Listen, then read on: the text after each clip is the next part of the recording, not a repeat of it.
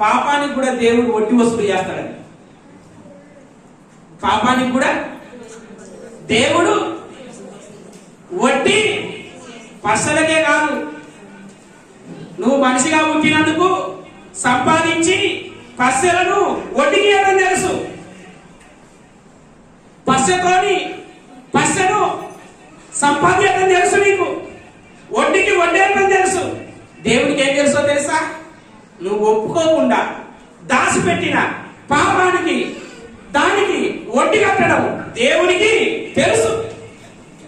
పాపానికి పాపం పెరిగిపోయి అప్పులు ఎక్కువ అయ్యే వారికి ఎలా ఉరేసుకొని చేస్తారో, పాప భారం ఎక్కువ అయ్యేసరికి ప్రాణాన్ని వదిలేస్తారు, పాతాళానికి పోతారు. ఆ కర్మ వద్దు. మరి ఏం చేయాలి? సామెతల గ్రంథం 28వ అధ్యాయం 13వ వచనం. సామెతల గ్రంథం 28వ అధ్యాయం 13వ వచనం. పాపాలను దాచిపెట్టేవారు ఎప్పటికీ వర్ధిల్లరు. గుర్తుపెట్టుకోండి, వాటిని దేవుని ఎదుట ఒప్పుకొని విడిచిపెట్టేవారు వర్ధిల్లుతారు.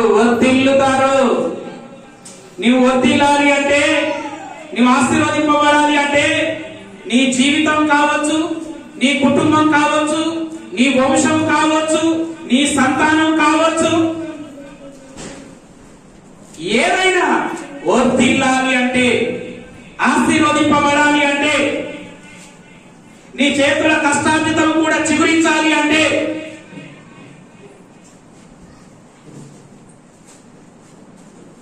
చేసిన అతిక్రమమును పాపమును ఒప్పుకొని ఏం చేయాలంట? విడిచిపెట్టాలి.